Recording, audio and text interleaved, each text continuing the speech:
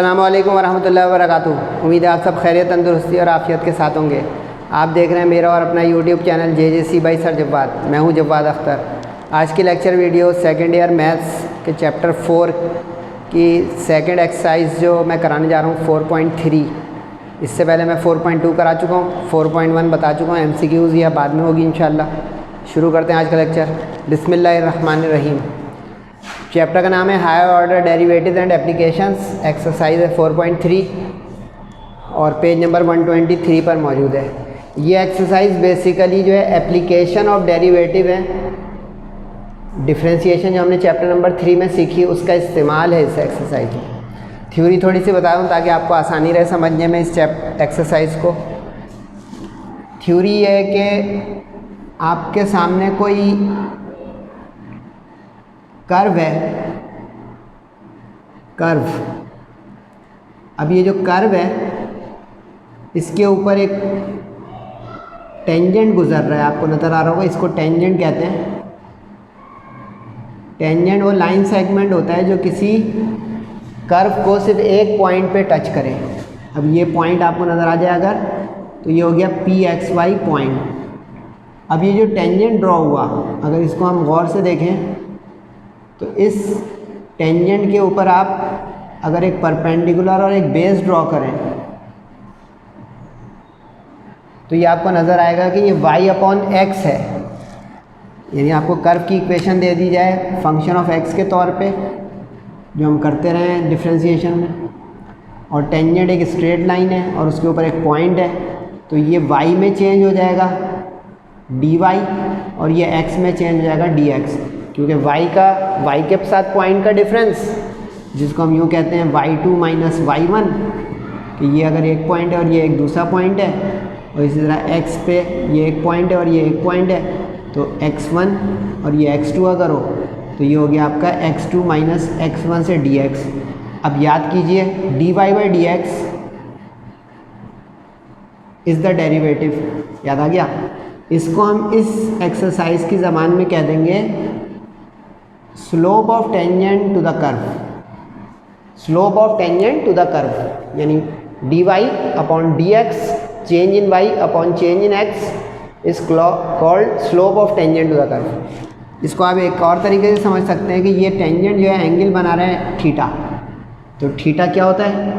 Tangent theta perpendicular upon base. याद आ गया? Tangent theta perpendicular upon base यानी dy upon dx। तो आप कान कैसे भी पकड़ लें, आपको समझ में आ जाना चाहिए कि tangent of inclination is slope, change in y upon change in x is slope. तो इस 4.3 की ज़बान में slope of tangent to the curve means nothing but derivative dy by dx। ये बन गई आपकी थ्योरी। अब इसी पे क्वेश्चन शुरू करते हैं। 6 सवाल हैं, इंशाल्लाह एक ही लेक्चर में ये कंप्लीट होगा। पहला सवाल है find slope of tangent to the curve at point 3/2 27/8 और कर्व की इक्वेशन दी हुई है। इसमें कर्व की इक्वेशन आपको दी हुई होंगी, जो मैंने कर्व बना के आया था fx या फंक्शन ऑफ x, वो आपको इक्वेशन दी हुई होगी। अब y = x³ दिया हुआ है। अब आपको थ्योरी समझ में आ गई है तो यूँ जल्दी जल्दी करें, क्योंकि डिफरेंशिएशन भी आप लोग माशाल्लाह मेरे साथ सीख चुके हैं। यानी हम डिफरेंशिएट करेंगे और डिफरेंशिएट करके इस पॉइंट को रख देंगे जो मैंने डायग्राम में लिखा PXY, तो उस पर्टिकुलर पॉइंट पे टेंजेंट का स्लोप आ जाएगा। तो अब इक्वेशन ऑफ कर्व क्या है? y = x³। इसको डिफरेंशिएट किया, कितना आसान वाला फंक्शन है, n-1 वाला, 3x² इसका डेरिवेटिव हो गया। अब slope of tangent eight point 3/2 27/8। अब इसमें हमें y की ज़रूरत नहीं है, सिर्फ x की ज़रूरत है। तो ये वाला हमारा पॉइंट हो गया x और ये y, हमें सिर्फ x की ज़रूरत है, तो x रख देंगे हम 3/2। तो x स्क्वायर है तो 3/2 का स्क्वायर 9/4 और कैंसिल नहीं हो रहा, तो 9 3 27/4। रिक्वायर्ड स्लोप ऑफ टेंजेंट आ गया। सिर्फ सीखा क्या कि डिफरेंशिएशन जो है dy by dx is the slope. ये है इतनी सी बात, सही है। लेकिन सिर्फ स्लोप चाहिए होगा तो हम इसको m, जो चैप्टर 7 में स्लोप का सिंबल m लिखते थे, लिखेंगे नहीं। लिख देंगे तो गलत भी नहीं होगा, लेकिन dy by dx is the slope of tangent.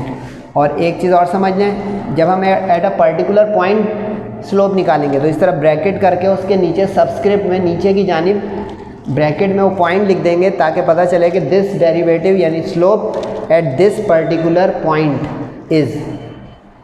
Got it, that's it. अब क्वेश्चन नंबर 2 है find slope of tangent to the curve at point whose x coordinate is 2। अब कह रहे हैं कि स्लोप ऑफ टेंजेंट निकालें इस कर्व पर और इशारा ये दे रहे हैं कि जिसका एक्स कोऑर्डिनेट 2 है। जैसे इसमें तो पूरा बना बनाया पॉइंट दिया हुआ है एक्स वाई, इसमें एक्स दे रहा है वाई नहीं दे रहा है।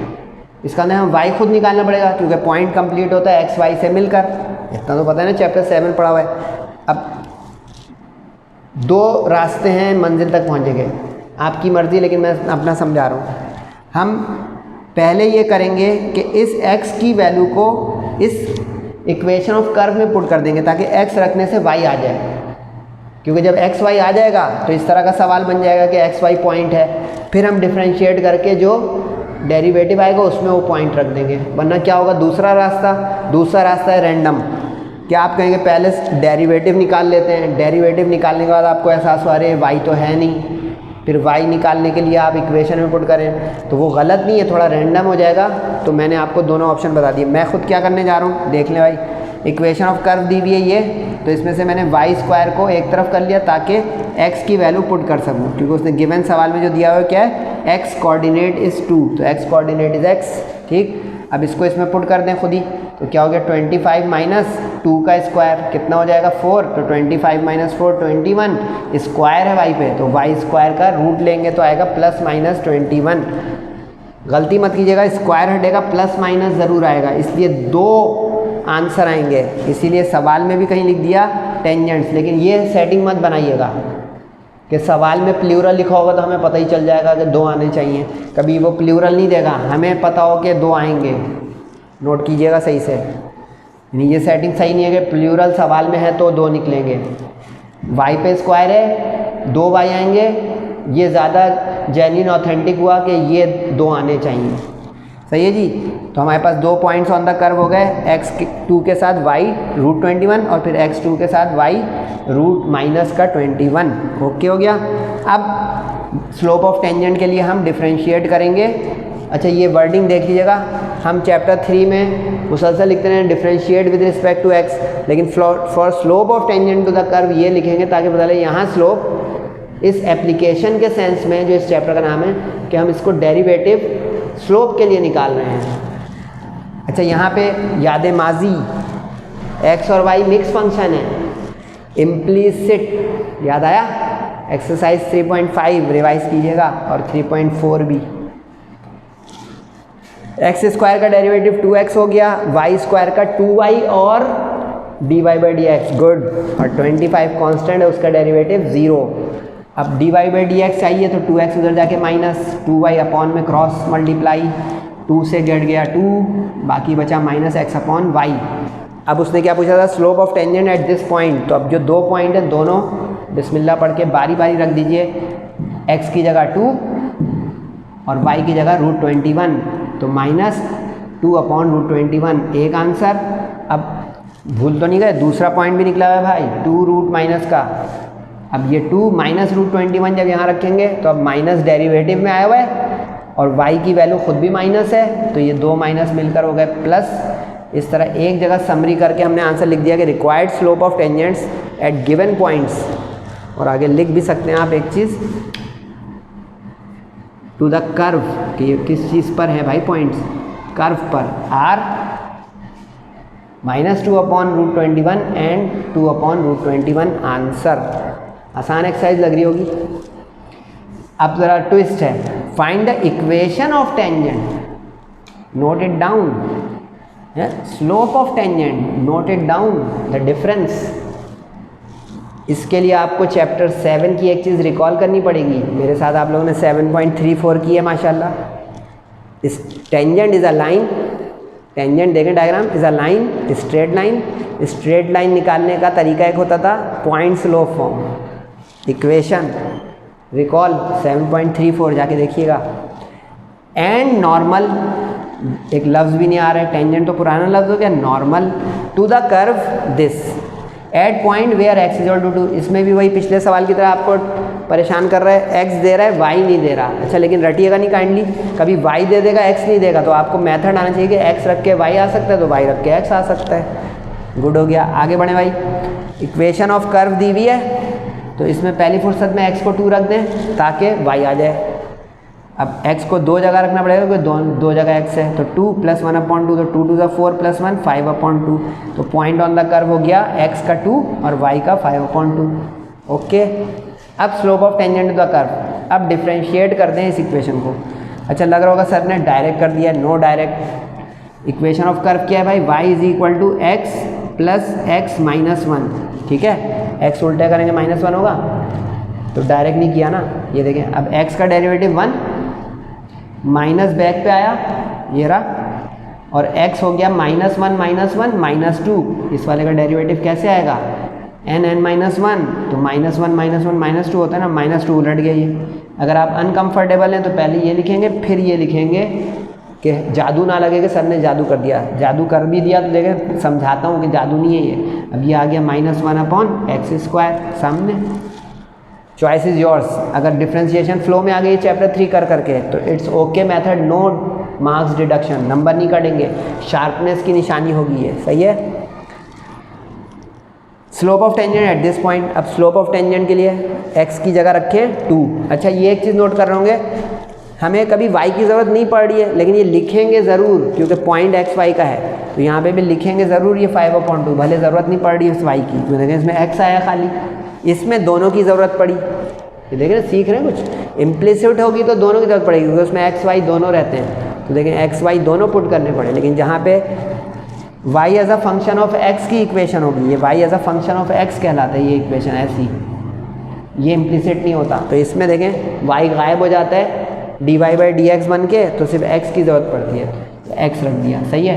अब यहाँ देखें मैंने इसको m का नाम दे दिया क्योंकि पॉइंट स्लो फॉर्म बहुत दिनों बाद आ रही है, कुछ याद आता है, नहीं तो बॉक्स बनाए मेरी तरह कि अब याद आ गई सर। 7 चैप्टर नंबर 7 7.34, सही है। रेफरेंस भी देता हूँ कि जाके देखिएगा।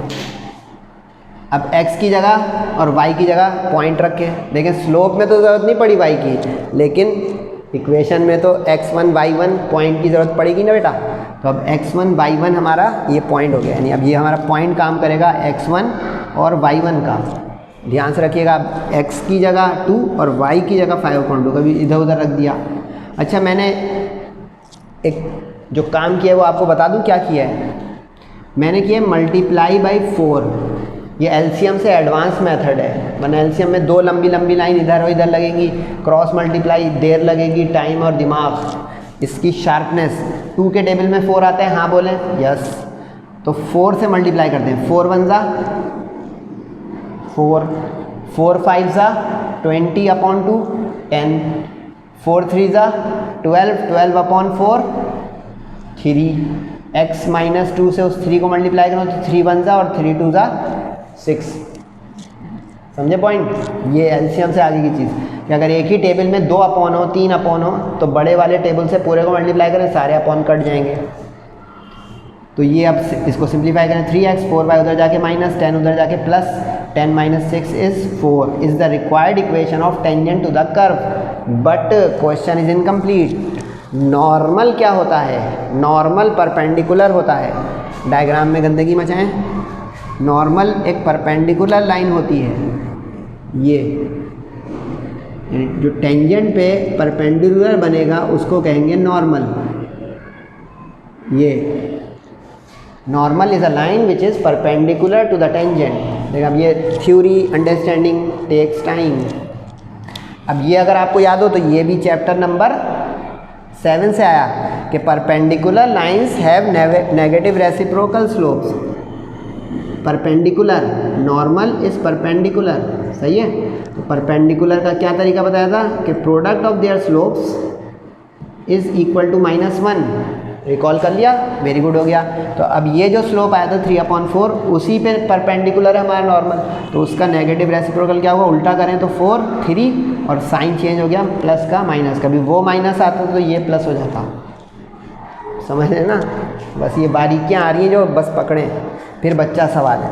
अब पॉइंट तो वही रहेगा, लेकिन जो टेंजेंट का पॉइंट है वही नॉर्मल का पॉइंट है। देखें जो टेंजेंट जिस नुक्ते पे है उसी नुक्ते पे से नॉर्मल है, यानी मेरा हाथ जो है इस जगह पे है तो ये इस मार्कर का पॉइंट भी है और मेरे हाथ का भी पॉइंट है, कॉमन पॉइंट हुआ है ना। मार्कर का मतलब टेंजेंट, हाथ का मतलब नॉर्मल। अब पॉइंट वही रहेंगे, स्लोप बदलेगा। अब 3 और 2 एक टेबल में नहीं आते, तो अब मैंने यहाँ पे मल्टीप्लाई बाई 6 करा। सर ये हम लिख सकते हैं फेयर, बिल्कुल बिस्मिल्लाह, आपको भी सुकून, टीचर को भी सुकून, लेकिन ऑब्वियस है तो लिखना नहीं होता, मैं समझाने के लिए लिख दिया, आप फेयर कर लें। अब 6 1 ज़ा 6 5 ज़ा 30 अपॉन 2, 6 4 ज़ा 24 24 अपॉन 3 8 हो गया क्लियर। अब ब्रैकेट खोल दें, -8x माइनस प्लस 16। यहाँ पे मैंने डायरेक्ट इसलिए खोल दिया था ब्रैकेट के, प्लस था, प्लस साइन नहीं चेंज करता है, माइनस में थोड़ा एहतियात कर लिया करेंगे, माइनस साइन में गड़बड़ कर देगा। 8x इधर आके प्लस हुआ, 6 5 इधर ही था, -15 इधर ही था, 16 इधर आके माइनस हुआ, 31 is the required equation of normal to the curve, answer 2 is the required equation of tangent to the curve, answer 1। समझ में भी आ रहा है, मज़ा भी आ रहा है? बता दिया करें कभी कभार कमेंट में कि सर बोरियां होती है आपसे पढ़कर, ऐसे ही बोल रहा हूँ, क्या पता अच्छा लग रहा हो। क्वेश्चन नंबर 4, एक और twist. Given 2 curves are, find the angle between them. 2 curve हैं और बीच में एंगल मालूम करने कह रहे हैं। अब यहाँ ज़रा ध्यान रखिएगा, 2 कर्व्स हैं। अब ये देखें, ये एक कर्व हो गया, ये दूसरा कर्व हो गया। अब हम बचपन से देखते आ रहे हैं कि जो D होता है, प्रोटेक्टर होता है, वो तो स्ट्रेट लाइन पे एंगल बताता है 0 से लेके 180 तक, याद आ रहा है ना, प्रोटेक्टर D। कर्व्स के दरमियान में एंगल कैसे निकालें? कर्व तो इसके ऊपर D कैसे रखूं? टेंजेंट्स बनेंगे। एक टेंजेंट बना इस कर्व पे, पेन बदल देता हूँ आप लोगों के लिए कि समझ में आ जाए आपको। ये बन गया भाई इस वाले कर्व पे टेंजेंट, ठीक हो गया। ये वाला बन गया इस कर्व पे टेंजेंट, ठीक हो गया। यहाँ पे जो एंगल आएगा ना, वो कहलाएगा कर्व के ऊपर का एंगल। थ्योरी लिखते हैं भाई, ये कर्व 1 है, ये कर्व 2 है।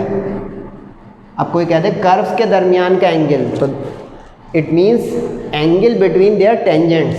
कर्व के कर्व का एंगल तो बन ही नहीं सकता, नहीं मैं कहूँगा मेरे हाथ के बीच में एंगल, वो कहेंगे भाई पहले एक इधर से लाइन टेंजेंट बनाओ, एक इधर से, फिर हम वहाँ पे बता सकते हैं, क्योंकि एंगल हमेशा स्ट्रेट लाइंस के दरमियान में D से या प्रोटेक्टर से या किसी ज़रिए से आता है।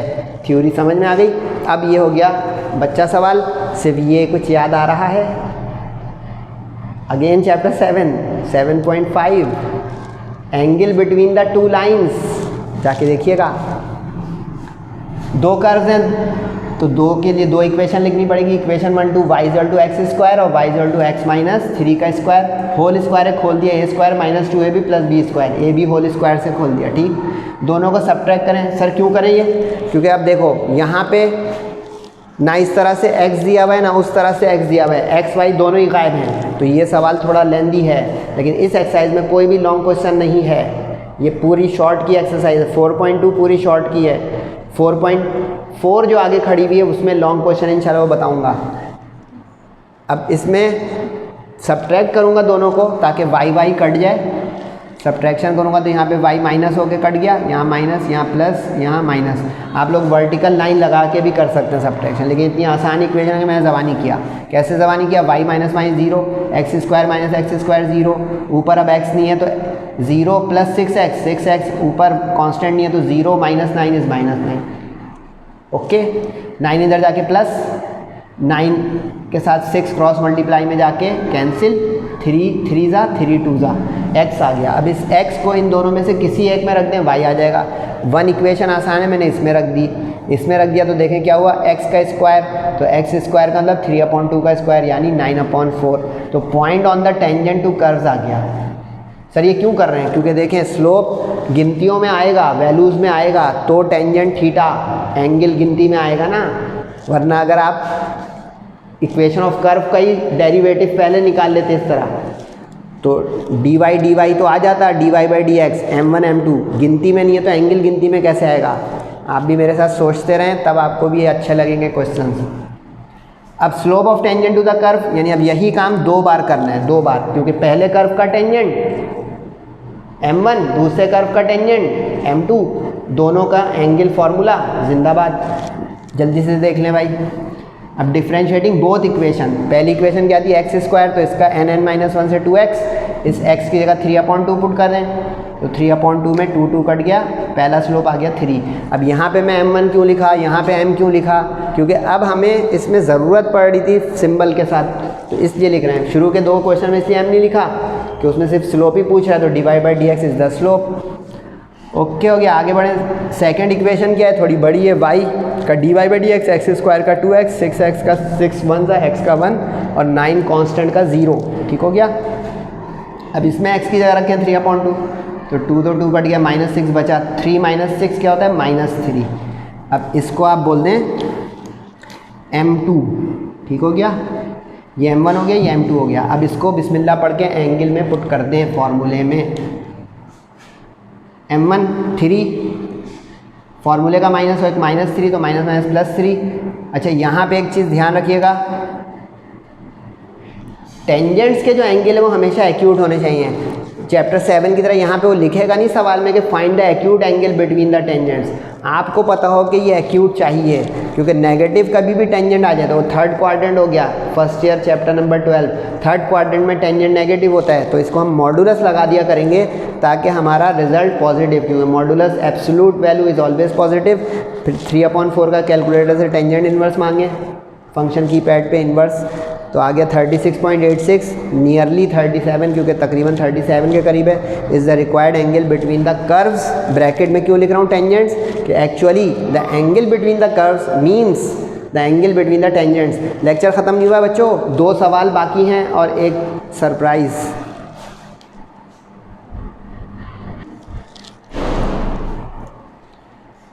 ये आखिरी 2 क्वेश्चन देख लें 4.3 के। प्रूव दैट, प्रूफ का सवाल आ गया, that the tangent lines to the curve at point x = a are at right angles. कह रहे हैं साबित करें कि इस कर्व पे जो 2 टेंजेंट लाइंस बनेंगी वो आपस में राइट एंगल पर हैं, यानी परपेंडिकुलर हैं, और पॉइंट दिया हुआ है x = a। इसमें गिनती में इसलिए पॉइंट नहीं दिया हुआ है कि कर्व की इक्वेशन भी गौर करें, उसमें भी एक a आ रहा है, ताकि कैंसिल वैंसिल हो जाए तो उसमें गिनती आ जाए। प्रूफ की हेडिंग लगा लिया करें, चेंज और स्विच, अगर सवाल प्रूफ का हो, वरना सॉल्यूशन चलता है, ठीक है। Given equation of curve, point दिया हुआ x = a, तो आपको मेरा तरीका पढ़ाने का समझ में आ गया। अब x को रखूँगा ताकि y आ जाए, ताकि डिफ्रेंशिएशन के बाद थ्रू प्रॉपर चैनल एक ही सांस में हम काम करें, वरना पहले डिफ्रेंशिएट करेंगे आपको खुद एहसास होगा कि अरे पॉइंट नहीं है, ये है वजह। ओके हो गया, x = a यहाँ रख दें, तो 4a², अभी बताया था थोड़ी देर पहले, स्क्वायर हटता है तो स्क्वायर रूट प्लस माइनस क्या, तो 4 परफेक्ट स्क्वायर है 2, और a² परफेक्ट स्क्वायर है a, तो दोनों बाहर आ गया +-2a। तो लिहाजा 2 पॉइंट्स हो गए हमारे कर्व पे, x था a, तो a के साथ y का 2a और a के साथ y का -2a। अब हम स्लोप ऑफ टेंजेंट निकालेंगे डिफ्रेंशिएट करके इम्प्लिसिटली, क्योंकि इक्वेशन y पे स्क्वायर है, तो y का स्क्वायर का डेरिवेटिव n(n-1) 2y, और y का dy/dx पक्का 4a, x का 1 तो 4a × 1।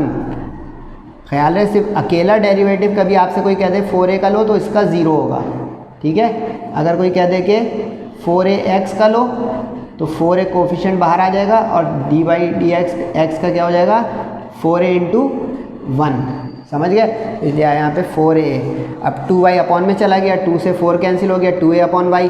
अब जल्दी से पॉइंट रख दें, y की जगह क्या हमने निकाला था भाई, एक 2a निकाला था, तो 2a रख दें, पूरा कट के आ गया 1, इसको पहला स्लोप कह दें, और फिर इसी तरह दूसरा y आया था -2a, तो अब -2a इसी में रख देंगे 2a/ में, तो आ गया आपका 2a कट के -1। अब याद कीजिए चैप्टर 7 की भी थ्योरी, और अभी थोड़ी देर पहले एक सवाल कराते कराते एंगल वाले में भी मैंने बोला था कि अब स्लोप को गौर करें 1 और -1, तो दोनों एक दूसरे के नेगेटिव रेसिप्रोकल हैं, या दूसरे लफ्ज़ों में दोनों का प्रोडक्ट स्लोप्स का -1 है, which is the theory of perpendicular lines. याद आया?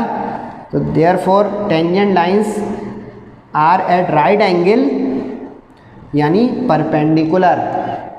ओके हो गया। एंगल्स का एस लिख दें, ज़रूरी नहीं है क्योंकि एंगल तो एक ही है ना, टेंजेंट दो थे इसलिए एंगल्स बोल दिया। थ्योरी याद आ गई। वरना एक स्टूडेंट इसमें ये करेगा कि दो स्लोप निकाल के एंगल फॉर्मूले में लिखे लगाएगा, जो अभी मैंने क्वेश्चन नंबर 4 गया था, वो इतने लंबे रास्ते मिल जाएगा, उसमें 90 डिग्री आ जाएगा, इन्फिनिटी करके टेंजेंट थीटा 1/0 इन्फिनिटी का 90 होता है, वो इतने लंबे रास्ते से। ये थ्योरी इस्तेमाल करेंगे, perpendicular lines have negative reciprocal slopes और their product of slopes is equal to -1। Question number 6 reverse है। अभी तक हम देख रहे थे पॉइंट दिया हुआ है, कम से कम x दिया हुआ है, y हम निकाल लेते थे। अब पूरे ही पॉइंट मांग रहा है, एट व्हाट पॉइंट। लेकिन एक इशारा दे रहा है कि हमारा जो टेंजेंट है वो y एक्सिस पर पैरेलल है, यानी ऐसा मंजरनामा है कि ये अगर y एक्सिस है आपका, तो अब अगर हमारा टेंजेंट इस तरह बने तो गौर से देखें, ये कर्व है तो बिल्कुल इसके पैरेलल हो गए दोनों y एक्सिस के टेंजेंट। ये कहानी है इस सवाल में। तो गिवन इक्वेशन ऑफ कर्व है। अब इसमें चूंकि पॉइंट चाहिए तो हम पहले डिफरेंशिएट करेंगे फिर पॉइंट निकालेंगे। तो डिफरेंशिएट किया इम्प्लिसिटली, क्योंकि फिर देखें एक्स वाई मिक्स है, एक्स स्क्वायर का 2x, वाई स्क्वायर का 2y dy/dx, -2 x का 1, -4 y का 1, लेकिन dy/dx इम्प्लिसिट 1 का 0। ठीक हो गया। अब दो जगह dy/dx से एक तरफ करें, 3.4 बहुत कीमती एक्सरसाइज, रिवाइज कीजिएगा। तो 2y - 4 कॉमन और ये 2x - 2 उधर जाके साइन चेंज 2 - 2x, इसमें 2 कॉमन ले लें, इसमें 2 कॉमन ले लें और क्रॉस मल्टीप्लाई कर दें तो ये कट गया, ये बच गया। तो ये स्लोप आ गया मेरा।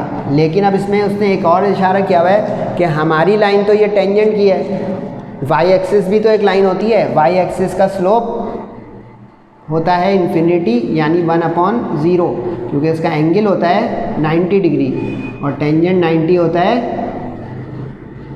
इन्फिनिटी। याद आ गया ये चीज़।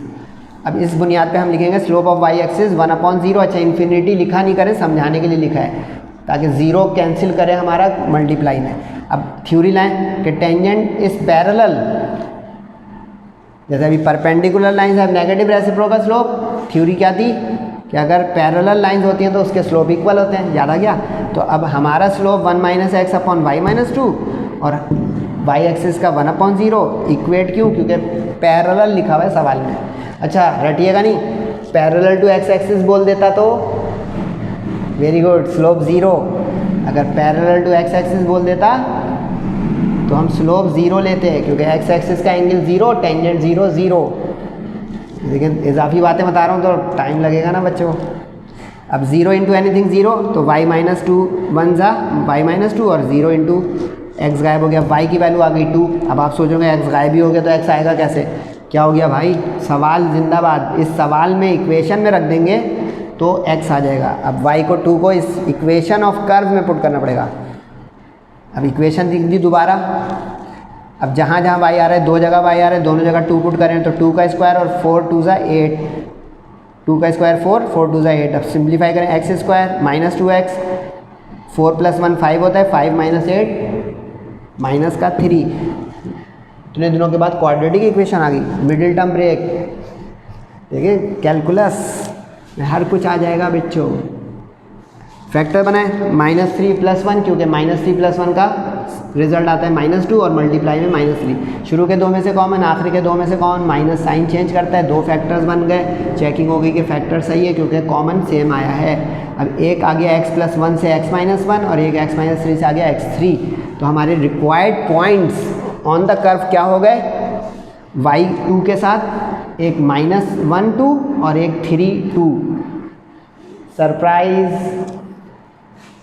लग रहा होगा सर, जब आज जो है वो डॉज देते हैं, डिसीव करते हैं। नो बेटा, या तो मैं पढ़ाऊँगा नहीं या पढ़ाऊँगा तो धोखा नहीं दूंगा इंशाल्लाह। याद है मैं जब 3 चैप्टर पढ़ा था, मैंने कहा था ये सवाल गलत जगह पे, इसको 4 में होना चाहिए, जाके फिट कर लीजिएगा। अब वहाँ का सवाल यहाँ पेज नंबर 86 पे 3.4 में था, find the slope of tangent. वहाँ क्या कर रहा था ये सवाल, देखा भी हमको, मैंने 6 सवाल कराए, 6 में टेंजेंट टेंजेंट टेंजेंट। यहाँ इसकी जगह बनती है ना यार, एप्लीकेशन ऑफ डिफरेंशिएशन। ये चीज़ आज का क्वेश्चन 1 जो था, खुद करेंगे, देखें वही है question 1, find the slope of tangent. 4.3 का पहला बस इक्वेशन ऑफ कर्व जो है थोड़ी इस तरह की इम्प्लिसिट दी हुई है, सामने सामने देखें प्रैक्टिस भी आ गई, एक्स स्क्वायर वाई स्क्वायर वाली शक्ल कैसा, और इसमें पॉइंट दिया हुआ है, यानी ये फॉरवर्ड सवाल, ये रिवर्स। सर जवाब अच्छा पढ़ा है बुरा आपका। हम कोशिश कर रहे हैं कि थोड़ा ऑर्गेनाइज, थोड़ा सिस्टमेटिक और थोड़ा आपको इंटरेस्ट डेवलप करवा सकें पढ़ाई में। 3x स्क्वायर का 6x, 7y स्क्वायर का 2 7 का 14, dy by D x 14, dy by D x her y का dy बाई डी एक्स 27 का 0, माइनस के साथ 0 मत लिखा करें तो प्लस 0।